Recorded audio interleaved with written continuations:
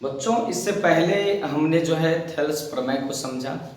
आज हम थेल्स प्रमेय के विलोम को यानी कि आधारभूत आनुपातिकता थ्योरम जो है, जो प्रमेय है, उसके विलोम को समझने वाले हैं।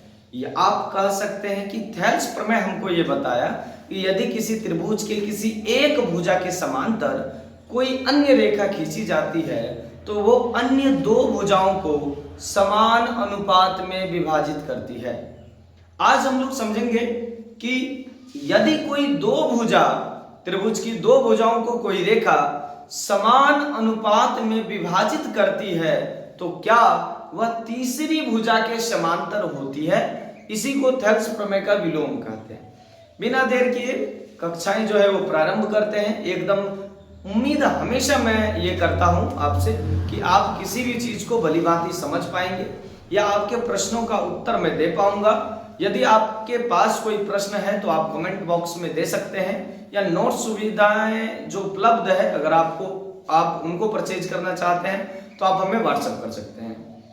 तो बिना देर किए शुरू करते हैं। क्या है, आप देख पा रहे हैं क्या कि साधारण प्रतिज्ञा क्या लिखे हैं। मैंने पहले ही कहा कि यदि कोई रेखा किसी त्रिभुज के दो भुजाओं को इस प्रकार बांटती है कि वो समान अनुपात में विभाजित होती है, तो क्या वो रेखा जो इस दो भुजाओं को समान अनुपात में विभाजित कर रही है, क्या वो रेखा तीसरी भुजा जो है त्रिभुज की उसके समांतर होगी कि नहीं होगी।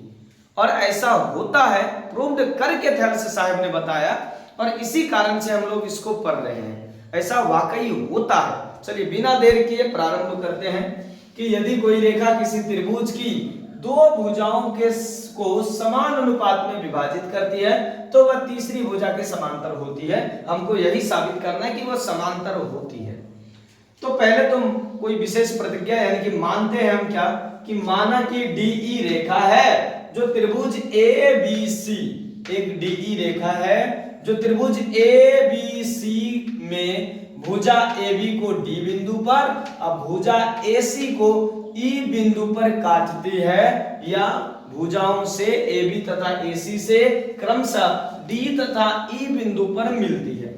और इस प्रकार मिलती है कि इस दोनों भुजाओं को समान अनुपात में विभाजित कर देती है, यानी कि समान अनुपात में बांट देती है।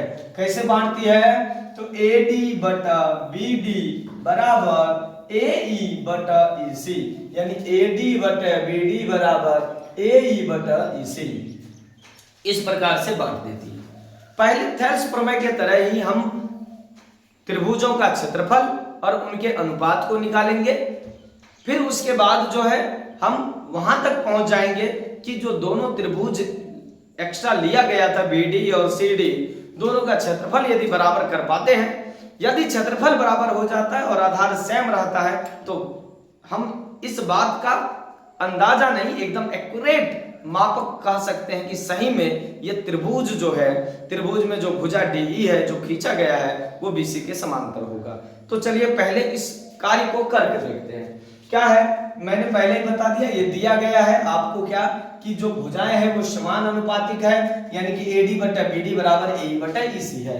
और हमें सिद्ध क्या करना है, हमें सिद्ध करना है कि DE भुजा BC के समांतर है, इसको सिद्ध करना है।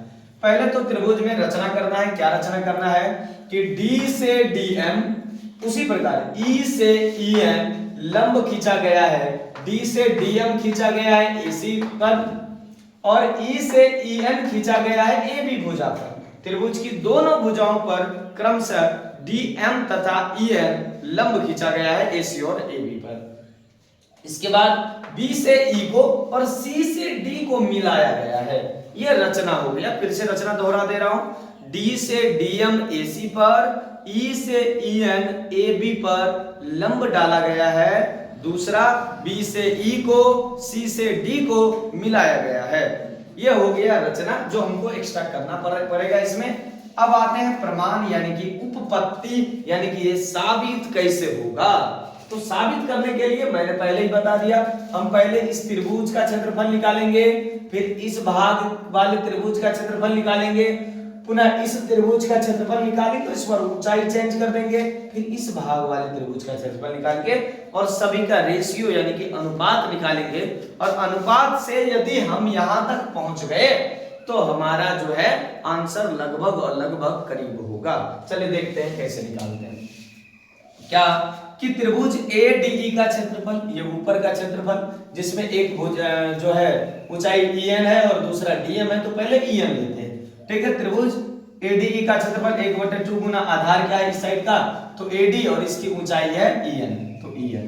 उसी प्रकार से इस BDE का ऊंचाई है EN और आधार है BD, तो 1/2 गुना BD गुना ऊंचाई यानी कि EN।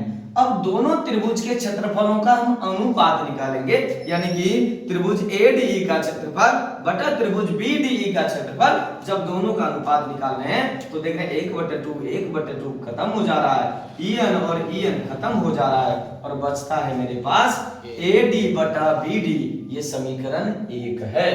पुनः अब दूसरा देखते हैं। दूसरा ये कि त्रिभुज ADE में इस बार आधार हम लोग चेंज कर रहे हैं, आधार बना दे रहे हैं AE, आधार को बदल के कर दिए AE।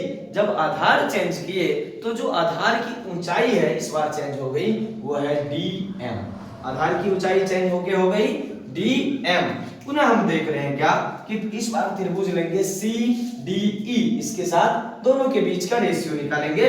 त्रिभुज ADE का क्षेत्रफल 1/2 गुना AE गुना DM जो ऊंचाई है, पुनः CDE का क्षेत्रफल 1/2 और इसका जो आधार है वो है EC और इसकी जो ऊंचाई है वो है DM। इस प्रकार से दोनों त्रिभुज के क्षेत्रफलों का अनुपात निकालिए, 1/2 गुना AE गुना DM, 1/2 गुना EC गुना DM, DM और DM चले गए और 1/2 और 1/2 चले गए, और इस प्रकार यहां जो आया ये आया AE into EC, ये समीकरण 2 हो गया। हम लोगों ने इस प्रकार से देख पा रहे हैं कि समीकरण 1 तथा 2 से ये दोनों जो है बराबर नजर होते आ रहे हैं। कैसे? परंतु आप देख पा रहे हैं कि पहले से हमको ये मालूम है, दिया गया है, क्या दिया गया है, ये पहले से दिया गया है कि भुजाओं के अनुपात समान अनुपात में है, यानी समानुपातिक है, तो ये तो पहले से दिया गया है।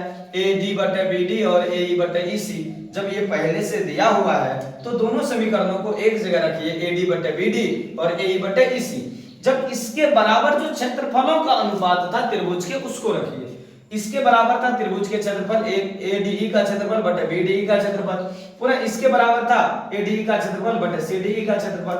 ADE का क्षेत्रफल और ADE का क्षेत्रफल दोनों कट जाता है, ऊपर ऊपर कटता है बराबर में, और इस प्रकार बच जाता है त्रिभुज BDE का क्षेत्रफल बराबर त्रिभुज CDE का क्षेत्रफल।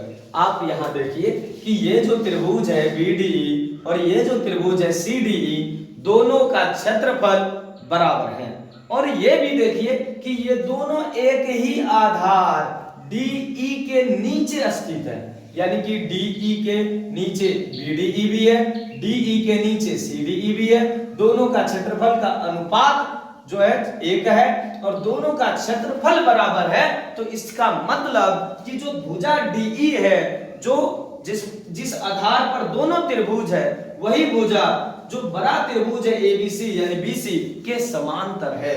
इस प्रकार हम लिख सकते हैं क्या कि BDE तथा CDE का क्षेत्रफल बराबर है, बिल्कुल बराबर है, और दोनों त्रिभुज एक ही आधार DE पर स्थित है, DE के नीचे स्थित है, और इस प्रकार से हम कह सकते हैं क्या कि DE जो है वो BC के समांतर है, तब इसके क्षेत्रफल बराबर है, तब इसके आधार समान है।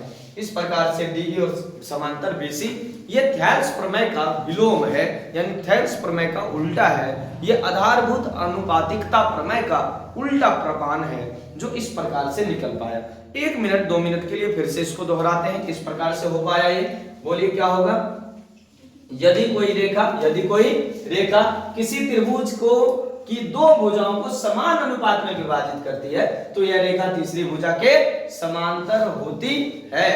अब इसके लिए कोई विशेष प्रतिक्रिया मानेंगे क्या, माना कि ABC एक त्रिभुज है जिसमें DE रेखा है जो क्या है, समान अनुपात में अन्य दो भुजाओं को विभाजित कर रही है, और इस प्रकार विभाजित कर रही है कि AD बटा BD और AE बटा EC हो जा रहा है, यानी कि समान अनुपात में विभाजित हो रही है। सिद्ध हमको करना है कि ये दोनों जो भुजाएं हैं, दोनों रेखाएं जो है वो समांतर है। समांतर की सिद्धता साबित करने के लिए हमको इनके क्षेत्रफलों को बराबर करना होगा।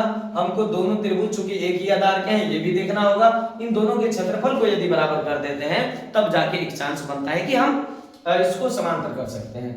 तो रचना क्या करेंगे, रचना करेंगे D से DM AC पर और E से EL AB पर एक लंब डाला गया है। बिल्कुल B से E को और C से D को मिला दिया गया है। ये रचना है। प्रमाण क्या है, पहले हम इसका क्षेत्रफल निकालेंगे, फिर इसका क्षेत्रफल निकालेंगे BDE का, फिर इसका क्षेत्रफल, फिर CDE का।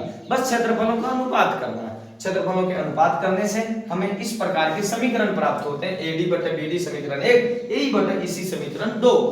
और जबकि पहले से मेरे पास दिया गया है क्या कि क्षेत्रफलों के अनुपात को जिस प्रकार से हम लोगों ने निकाला, लेकिन ये दिया है भुजाओं का अनुपात दिया गया है, तो ये दोनों तो बराबर हो रहे हैं। इसलिए समीकरण 1 तथा 2 से हम देख पा रहे हैं कि क्षेत्रफलों का अनुपात बराबर है, तो दोनों क्षेत्रफल AD और AD कट जाता है और बचता है BDE का क्षेत्रफल बराबर CDE का क्षेत्रफल, यानी ये त्रिभुज और ये त्रिभुज दोनों का क्षेत्रफल बराबर है और दोनों एक ही आधार DE के नीचे है।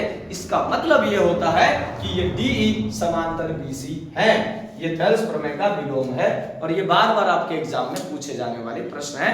थ्योरम है 5 नंबर में।